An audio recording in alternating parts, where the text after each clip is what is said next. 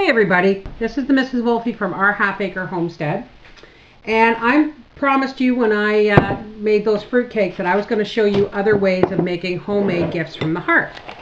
So what we're making today is cookies in a jar. Now these are really cool. I have nieces and nephews that are in their late 20s, early 30s, and they just love getting these goodies in a jar from me because it gives them something to do on Christmas Eve. But it takes all the measuring and guesswork out of making goodies. And you know what? There's nothing like a goodie jar from Aunt Bev to turn a 30-year-old into a kid again on Christmas Eve. So what you're going to need is you're going to need flour, oatmeal, chips. Now these are a mixture of colored chocolate and butterscotch. Nuts, I have pecan, brown sugar, baking powder, salt, baking soda, cinnamon, nutmeg, and cloves. Alrighty? Oh, and paper muffin cups. These are really indispensable for this. Now, before we start filling our jar, what we're going to do is we're going to take our 1.5 cups of flour. Now, I'm going to follow a recipe for one simple reason, folks, because this is one of those things where you have to measure in order for it to layer and be precise to fit in the jar properly. Now the only thing they're going to have to add to this jar when they make their cookies is 2 eggs and 3/4 cup of butter or 1.5 sticks of butter. Alright, so to our 1.5 cups of flour, we're going to add a 1/2 teaspoon of salt, 1/2 teaspoon of baking soda, 1/2 teaspoon of cinnamon. Now we just want a pinch, and when I say a pinch, I don't mean a 1/4 teaspoon. A pinch is a pinch, what you can fit between your finger and your index thumb. A pinch of nutmeg, and a pinch of cloves, and 1 teaspoon of baking powder. Now, we're going to take this jar. This is a 1-liter jar, so you may want to tweak your ingredients by a couple of tablespoons of flour and oatmeal and nuts and stuff if you're using a quart jar because it's slightly smaller. So we're going to pour our flour and our seasonings and our baking powder and soda into this jar, and we're going to tamp it down so it's nice and firm. Alrighty, and the next layer is 3/4 cup of quick oats. Now you can use large flake or steel cut oats. I just happen to have quick oats on hand. Now we have a 1/2 cup of chips. What we're doing is we're layering so that it looks pretty. Alright, so we're going to get a nice colorful layer of chips in there. And we're just going to shake that gently so that it kind of levels out nice. And where did my nuts go? What nuts? I didn't see any nuts. Do you see any nuts? Not me. Oh, there they are. And a 1/2 cup of nuts. Now I'm using pecans because walnuts and I don't get along. And we just give that a shake. Now we need 3/4 cup of brown sugar. But before we can put that in there, the brown sugar has to come out first and be creamed with your butter and then beaten or creamed with the 2 beaten eggs. So, in order not to have everything come out at once, we're going to put a paper muffin cup down inside the jar, just like this, and what room is left is just enough room for your brown sugar. It may be more or less by even 1/8 cup, but it really doesn't matter, it's sugar. Now, I like to use dark brown sugar because it has a real nice molasses flavor to it. And I'm just going to shove this down into the funnel until I can't get it down in there anymore. You're going to want this to be level with the rim of your jar because you're going to put a lid on it and everything's going to stay in place. Finish pushing this down. Now see how this has come up above the rim of the jar? That's because there's room in there where the funnel was, and we're just going to press that down. Now, isn't that lovely? You have all these lovely layers of flour and seasoning, oats, chips, nuts, and then your final layer of brown sugar. Now, what we're going to do next is I'm going to show you how these turn out. And my husband's very happy about that. But first I want to show you what you do with this is you print off this little piece of paper. And this little piece of paper says, in a bowl, cream 3/4 of a cup of butter and the sugar. Beat in 2 eggs, remove the paper divider from the jar, put the lid back on, shake it up, and then work it into your wet mixture. Drop into cookie balls on your sheet. It's real simple, folks. They just need some butter and some eggs, and they just need to follow the instructions. So we put the lid on the jar, and we cut a little Christmas print out of fabric, and we put it over it, and we put it with a rubber band and tied with a ribbon. Put some little stickers on there, and Bob's your uncle. You have a gift from the heart that will turn any 30-year-old into a kid again on Christmas Eve, because they get to make cookies without all the fuss. All right, we'll be back when I have my butter and eggs, and I'm going to show you how this works out. Okay, here we have our cookie jar, and this is how simple it is. We have 3/4 of a cup of butter, and we're just going to cream that, make sure it's all nice and smooth. And then you're just going to take your packed brown sugar, and you're going to tilt your jar sideways, not upside down, because when you lose your sugar, you're going to end up dumping it.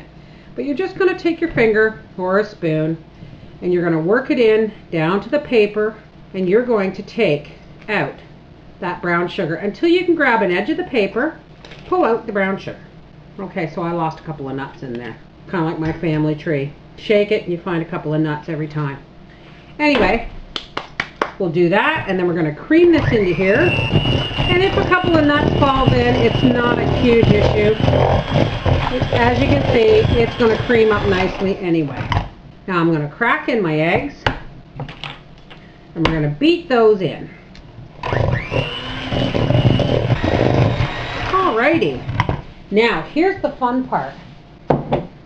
Now we have the rest of our cookie jar, and we're just going to put a lid on there, and we're going to shake up the packed contents, just like that. It doesn't really shake up well because you don't have a lot of room, but you do have enough room to get everything shook up in there, and you just start mixing. Now this dough is going to get pretty thick, so if you have to, you can just stop your mixer and start stirring. But I eat mixers. I burn through these things. The last one I blew making butter.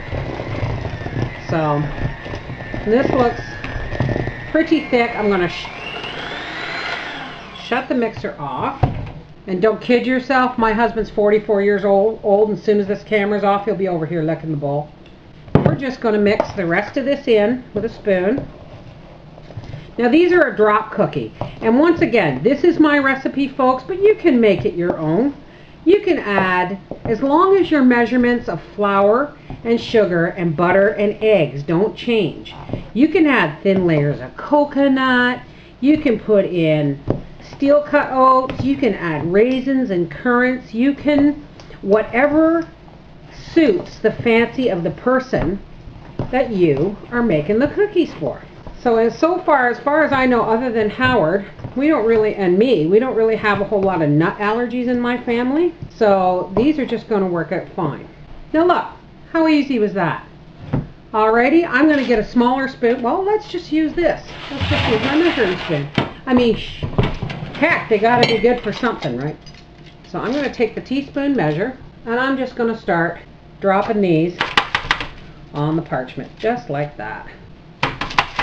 Because these are a drop cookie. And when I have all of these cookies on the sheet, we're going to pop these in the oven at 350 degrees for 8 to 10 minutes. And when I get this sheet ready, we'll be back. All right, there they are, folks. And they're going to go in the oven, and I'm going to set my timer for 8 to 10 minutes. And we will be back when they come out of the oven. All right, see you in a minute. All right, folks, the timer's just gone off. And it's been 10 minutes. And oh my goodness, don't they look lovely. And we're just going to take these cookies off and let them cool. And they are ooey gooey, good and soft. And once we have one that's cool enough for Papa to try, he'll give it the official taste test. All right, folks, official taste test of the Homestead Oatmeal Jumbo Cookies. Very good. Here's another gift idea, folks. If you have any students or bachelors or anything like that in your family, you can give them homemade soup or the next best thing without cooking it in a pot and try to keep it warm while you get it there. So what we're going to do is I have here my home dehydrated garlic powder. I have dehydrated onions, celery, carrots, homemade egg noodles that I just took out of the dehydrator, and OXO packets. Now, if I was going to do this for someone who is sensitive to MSG, I would just give them a small jar of broth. But in this case, oh, and once again, you're going to need your paper thing just to keep it looking good. So what we're going to do is we're going to start off with a teaspoon of home dehydrated and ground garlic. This is another thing, it's a vitamin thing. Garlic is really good for you if you're sick. And we're going to just put a teaspoon or half a teaspoon in the bottom there. And we're going to put some onions. Now you don't need a whole lot of this. Remember, folks, this is dehydrated, and when it rehydrates, it's going to be a lot bigger than it looks. We're just going to put a couple of spoonfuls in here of dehydrated onion. And I got this idea from Bear Prepper on YouTube, because she takes Mr. Noodles or ramen noodles, and she dresses them up with her dehydrated stuff at work so she can have a hot lunch. I'm just going to put a sprinkle of carrots in there. Now we're really not layering it, but we do want kind of a nice color in there. Like I said, for this stuff it doesn't take much.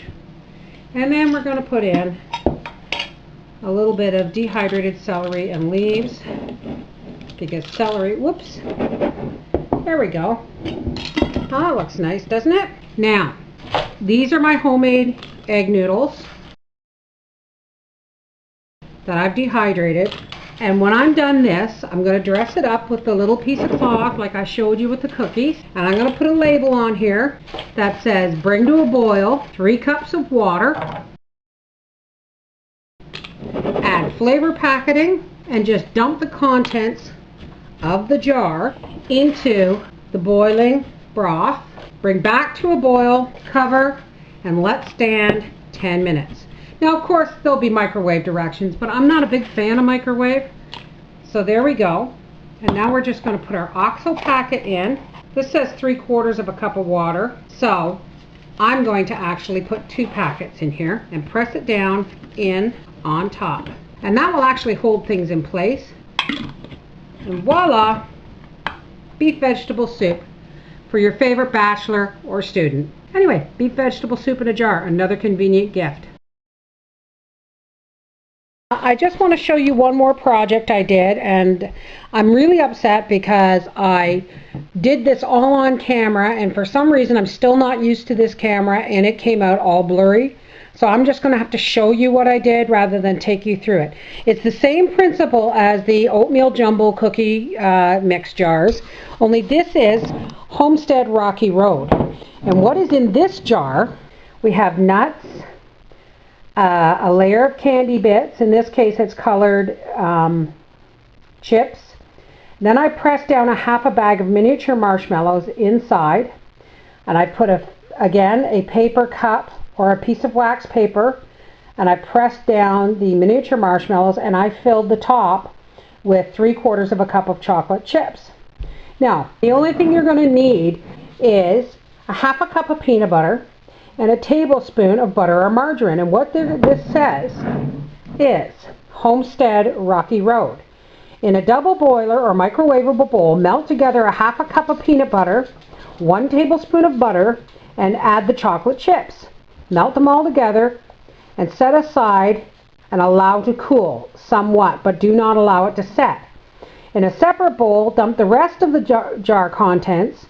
Pour the cooling melt mixture over the dry contents in the other bowl. Stir until well mixed. Press into an 8-inch pan and chill. Cut into cubes and enjoy. My nieces and nephews really, really love these. And so if you don't want to go through all the trouble of baking cookies for everybody in the universe, these are wonderful things because, you know, Christmas Eve, everything's done, but this is something fast that everybody can do to whip it together and then sit down and maybe watch, you know, a holiday movie or something while waiting for Santa Claus to fill the stockings.